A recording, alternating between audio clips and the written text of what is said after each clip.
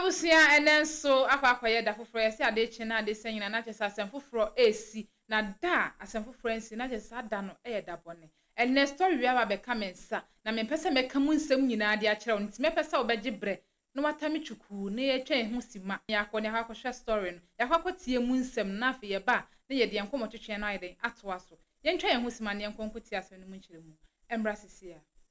awie wo na anam den na de oba e beto awie yo me da wasi sama mama kunya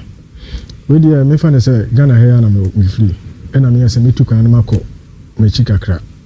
se na me ton ties na me dunso na ba ye no after that na me yese no sa dia na jo na ton ties for fine na me ton no askwa ewuko stadium traffic light no oh okay askwa ufle lela na ko no so ne ton ties bo ye sa right na me kan hobi okay dum so de enke na tie ton kosia say so me for no mo no to ties no use one no ne name ton machines skida one ne pillow that one no okay the bra dum so ne ba na affect so me na fe so me workers no you madi omo so no to ties no nti na say na yede and am dim to bring United States United Arab Emirates Amity United no the United States neighbor and as a kingdom UAE Dubai the full name near the impo United Arab Emirates okay UAE mama koi ya ma oni so kakra se be ya ye bete won kan yi nti mama koi nti mi yo na mo na me adwuma na amse me koi no sabre no sika say na wo say no bra na wo ko na wo hwa dum so na be kam de o capital ye say anti ma utimi nya kokodro say UAE no be bo am nti me ko okay that time no de na me say madam for be promise me nti na me say ba o me say e bi e duro ho ma ono so betuma bo am na fa hako say say dem man ko o promise o say mpacho okay o ka che me say bia ono no so wo Denmark bacho atra ba obi akonyum no so wo Denmark nti we say me ba UAE hwa dia hono obetuma bo am okay hono connection obetuma fo no abo am atika uko Dubai no afa so akọ Denmark sa omutimi ye ne sa ma ne omutimi ye ne sa so no hono no obetuma akolati ye yo ha ma okay so no Denmark nti bia obetuma ma invite anase no me IB nti e ma me koi jini di na me koi nti me koi so ko ye djuma fi na me ne di nkoma fi ho ma na fi me fle na se no sika ye na me fle akọ na se nti sa ade na fi adane akọ ye sei afi o fle na o de na china ana mi twa ne boy nti na me yesesa dia me for so na ma try se na ye djuma nti me ye djuma ana wo so djuma ne de enye easy to get edin but obisi ora kwabna wose macho your voice wajitum sa asema hia wade hia de nso bom kakra ma ye nyesa ye ntebe nti me start na me ye djuma no nti me ye djuma na nti me ko 8 years me mada uko share Dubai 8 years adjuma na wo ye na boso me woje be se ba cho de na me ye no ha no e wo no one man me first start na me ko na 1002 asa ne wo ton tai si kura na ye o ana man kwanka ka fa so kura so o se me mle kwa na de adwuma sa na we na me fa se na me ye company adwuma me fa se nti a kire no me ye adwuma me fa se yi kakra me fa se hospital kakra nti a kire na ye de we doctor na ye pake some de normal me fa se box bi ase no mo de buy na pake say why loading boy no eti akire no na me gya na msa koye na wo Ghana high fa konfo no chese be say adwuma na nka be na nye kura na me koye enti na me koye adwuma foforo enti one de na ye cleaning tower okay ever say am friend cooling tower eno na sa mo no sa AC na quality fa me fa say mo akese no any hospitals akese no okay nti abasa no so no me koye ya nti na ko na mo ma am de ye nti no afede mi hu adwuma no na me ya metuma ahyehyɛ metuma tutu se me ya bi obi kram ho a metuma tutu ni na ahyehyɛ bibi afoforo se blind wo ho a okay metuma move dada ni na afrim na me ya mahyehyɛ blind ni na in step by step tower e bia tower 1 tower 2 tower 3 tower 4 minimum A6 tower ko kan mo bema tower na bi na boy ha ya na we bia dabi eno ye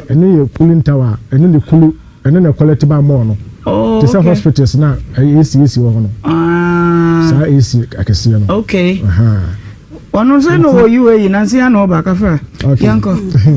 enti ba sa na me so no ko se me ankasa me ame ya me ankasa me krata me ame visa so ankasa to be visa ya na eboa enti visa be na de ko Dubai no visa ne de and from how to the me ka ID to say ankasa to say wo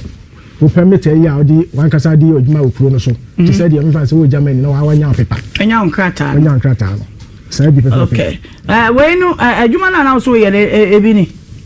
we ye de we de no ba ku bi ba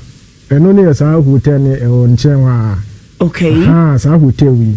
ye ni so round no and say ko ye tower ni bi o oh okay ai ko ye tower ni bi o ese abrosan so pa o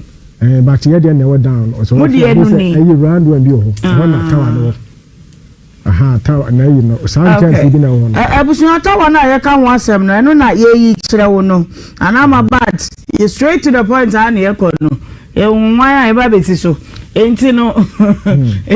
no baby ana opanyini ye adwuma bi e na ye ka sa de won say eni pempi obitimi gada yen kasa bro chenyo eyo nanso wo kwa ho ne wo koye ansa na odi ti akorem gada billions of cities dependent ni wan ni ba ye Crawford pressure cost so wo kro mu ene amanfom koye stranded ewo London including me and my classmates dia wo mo koye san bae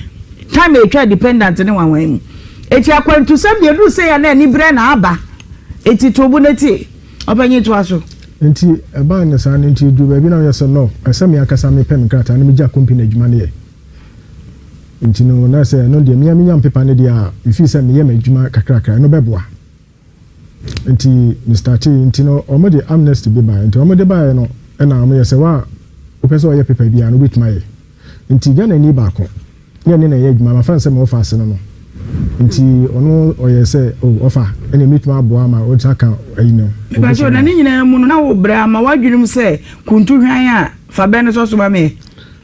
na normal na metoto na mfi se nsisi so nti na mfi se ba ho mis mitumi nya sankrata no na mitumi adwuma kra be 1.5 year na 2 years na ebituma aboa me bisa na mo da bia na wa han ma na se ni se 2 years mituma complete okay na otuko na akoshim san so awoba ese wankasa otumi se obetuma nya ofi a akokota ese so ba kwakọ ha obi fi okay nti san de na meji se eno mbebo ase 2 years na de mitumi nya paper na na okachem so mituma aboa ma nya paper no nti e ba sa no na me ne kan bibia o Ghana for be se tra o nyina wa dance o nyina wa hobi one ne kan bibia se mpacho ne kan bibia o se 7500 ana obeje me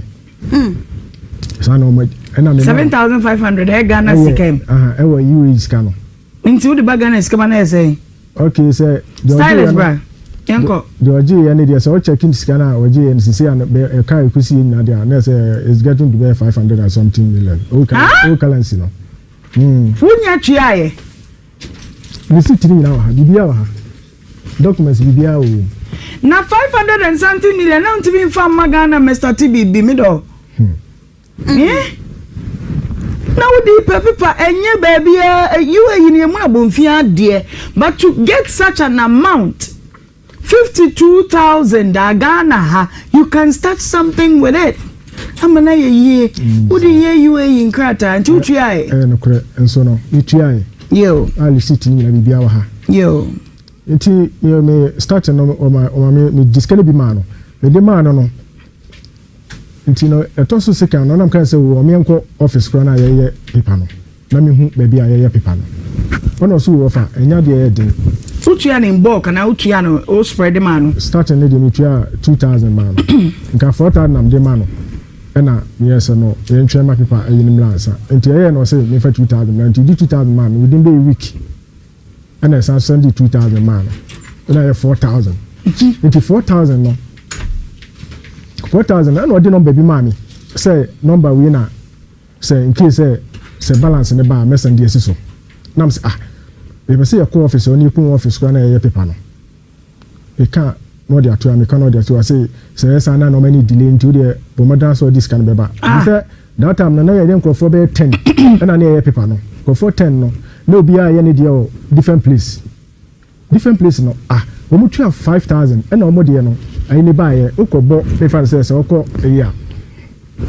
na okɔbɔ pɛ na ɔmo die ne nyinaa yi aba ɔmo system no na ɔmo die ne nyinaa yi aba me deɛ ne ma that time so no na kyerɛ sɛ medicals no mebɛkɔ medicals no metua 6,000 medicals kra mile na m sɛ nti mefrɛ no na mebisa ne sɛ aden a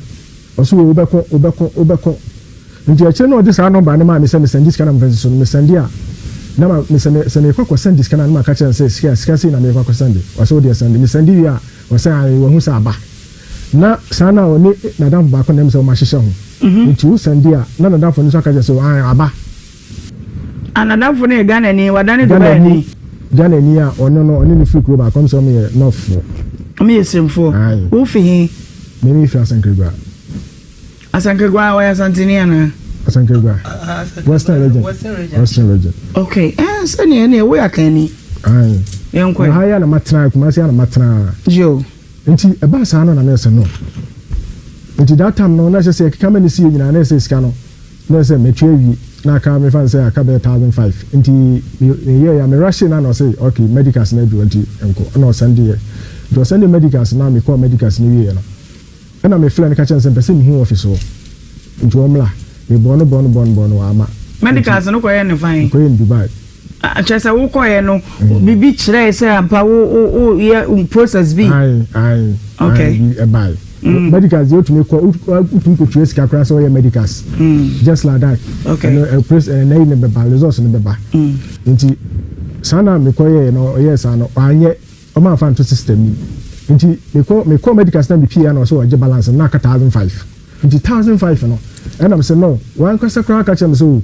o 6,000 na metua no I didn't be balance sana me the balance mama e dey na so e demand this balance no nti e ba esa no adechi na still are not flaming and I'm sending 800 man nti sending 800 man na say 6,800 na say scan aka na asawi agini mai send agini bla na yemu say bia say na insana be the balance na ba me kan still ana on na wadwuma ba kum da bi na me on dia me ne adwuma ba kum okay nti e ba so wo hwe na otimi hu no say woni ewu nie nti ya chire no that time na me chase kan man no me ebla me start say me ne process no me hu ne bi be say ne na ko ne fie otim wa ko fie o kope che say o kona so ne ho a nya de obeba oni ho anya de obeba say the last day the first day me koye san o te me kasa nti ye hu koye fa so a boy ni Steve for ma koye am na mfo ne bi kra ba ho no mo flare no so wo hefa oh me wa say oh I visa problem dey any problem so na obet dey any problem oh we dey munya about sin chese madam na chese me ye ya na say ade no dey ekọ no me twes kan so adi fine o ma na o san send dey say me san ko medical bi medical say ye na wampe me ko ma ya di 2 ni nyina me ko medical no ko ya within 2 weeks pe ese ID ni ba fine makoya first one one farmer asem ko sika masako sako sika ni nyina wa ha inkrata na bi mam na me ha sika one so ansa ama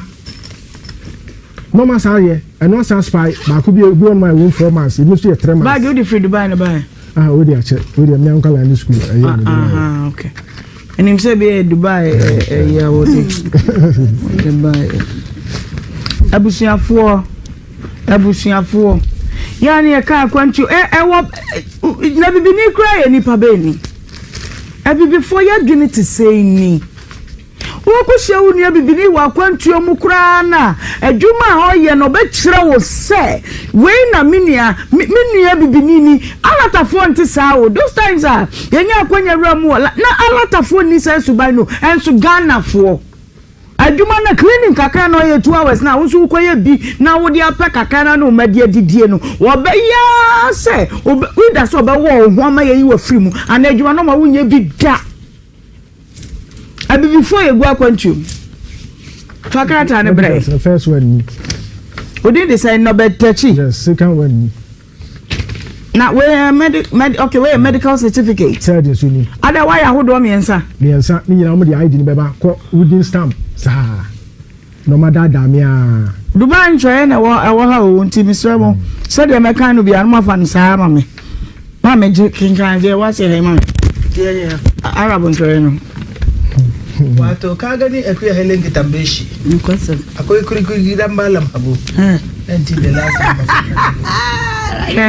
wanka se no ya wajin se oba be station na min ka fe so se men kai makaya chiro obi a wo sam na ye de di bi yesidi sa no na hwe wakoye anti ka the whole world be see that somebody can say wakoye baako na na ya de ban kwa na wo moja mo anti etimi fan krata na ma ni ansane ni okay ma ibra na yen hwe we on picture no we be man picture ni na so ho say the wire den say class ha na beba what they say ni did say Isa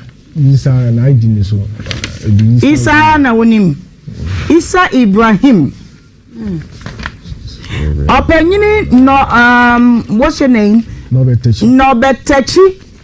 what the was someone ba the wufoni nyina ka ho based on the all can say no credit what say what jini sika say obama no stay obama no permit I mean resident permit and what Dubai enti baba de ayaba flows here you want nyesa Dubai de ayao Ghana fonsu gukro ni mu ankasa enti hwa hu yie say ya no kresa de boni we ya di unue ya Isa odo mu mabofom we kamuni wugu nkamufo ani mase nti eba sana ma micro negation omo negation bi on ma no ati say tasi as a court no nti ma micro nti omo ka say omo je documents we nyina onom ka say sadia mintua 1250 na ta Ghana scam ko 6000 by this time mu sika no mu dey say and also how do you know my mini onom ko share no say a fraud we share papers no say a fraud omo dia mu clear you about Ghana scam 6000 why funny way there I know the me juma mi bi aye juma dey Facebook was tower na dozo ko tower no jirem ko aye hu tower no say dey city but sanu kura pasa be me ya sa dia ka we dey we nko dey ka me dey no phone ato so enti document we wo dey ko hin ka cho say me dey we no documents ne ko ma o mo no e na o mo che say e fraud enti mintua 1250 na omo investigation into process ni ma no da bia me kwa na omo ye process omo process antisa ha de na o call report asisi an na bia nipa no omo akọchem na asisi no so we na fraud into omo ye investigation the investigation no me ha na eche na me kwa embassy Ghana embassy na problem man say problem say na me fem nti ama sisi am tumi ko ba bia nti omo mo ani me ko na omo say omo je number na say me fan number me omo flare no Ghana embassy omo ho na omo mienu na omo ho na omo ye passport no omo nimwe me omo nimwe I wo Dubai ba me kwa na mpesen ka me hu panyi pa na ho no na mde masem ko to nanim but omo ma men ho no omo ye passport no mtie nim ho na omo no mji we number na omo flare no no mini no no se yisa no se na misa no bet wa ji yisa obe ya ma no se ai na oni boy bi na no ye na sa guy no na no ne ye nti no sadia o de no ba na ma flag embassy ni flag na be 3 days no on 5 phone just say woni ni mi na no my line no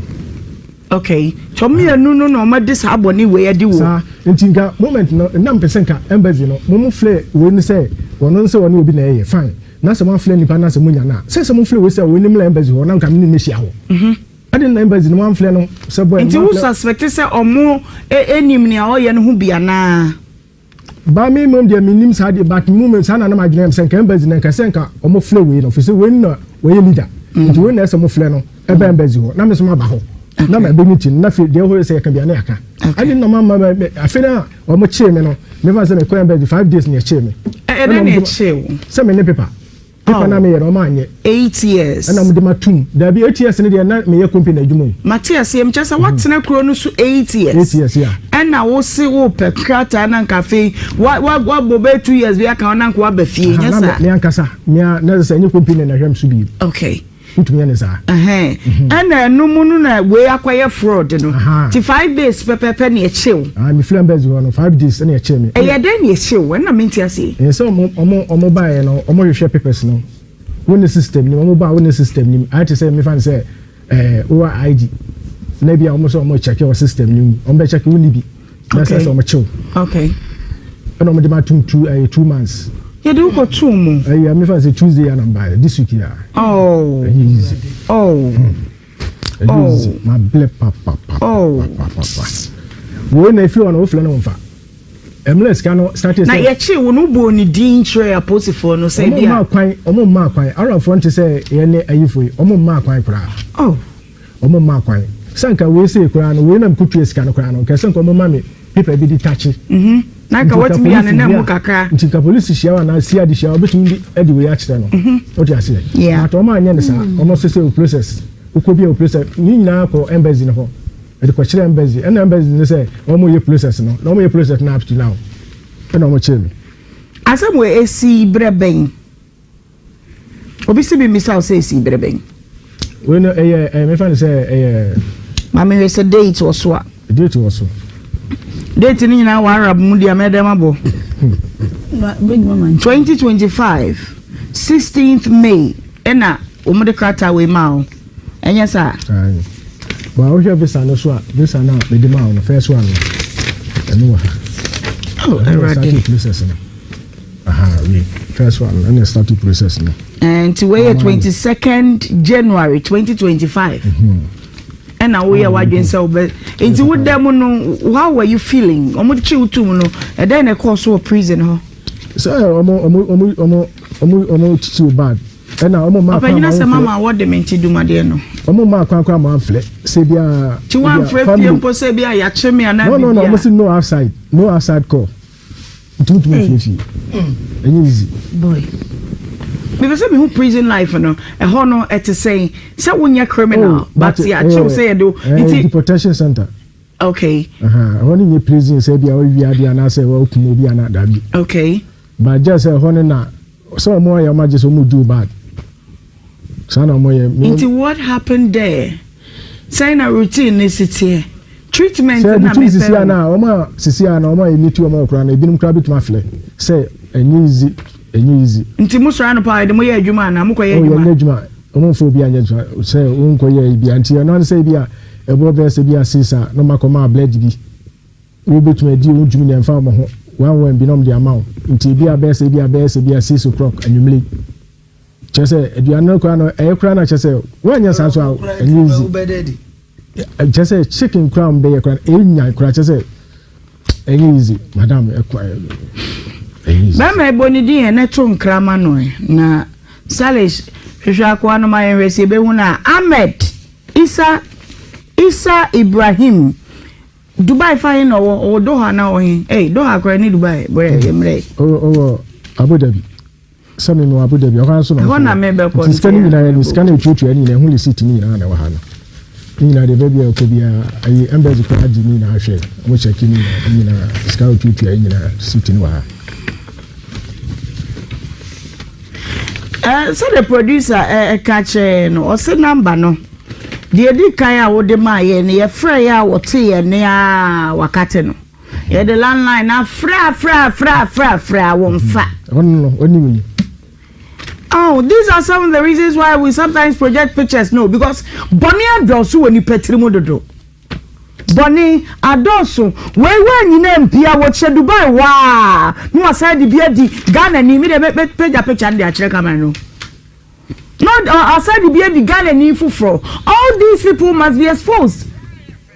ba ko e bi se any say na na di ho awan na didi ade sa eso boni asekuro we mu e ma kosi se wunua bibini a woni na kosia nka wo de nka wunua bibini tie ye fa boni ni no amemi ahoma ne ntum na mentie wadwe nkyere se sa na ye beye no wo bedi dwirim bia wo be ye fraud bia ye police case ye because we a criminal criminal na ye dey criminal bro for dey dwirim wan kai criminal wadi dwirim wadi dwirim sana kai ye trimodin semankasa na adey bema 8 years na nkwone nam kroma akra na la anya bia ebia nka 8 years die kenya popo ahunu mobo For the past 1 year, dear, Mama, me watch them, papa. If you almost send it, also documents, and almost send it in America, medicals, maybe 4 months, maybe 3 months. You check 1 year, and I say 4 months, 4 months to 8 months. Now, call 3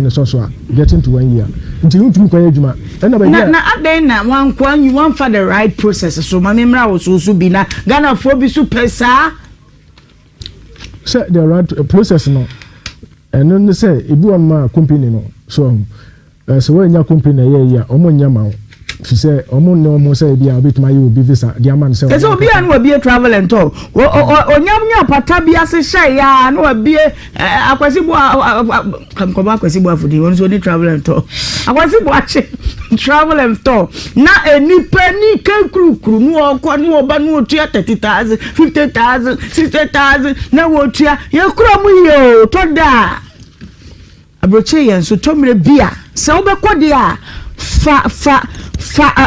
kwampaso krata bia ma evidence bia ma ye enso na ni pe tue sika ni wo tua emu ma pa na no kumasi dwom ha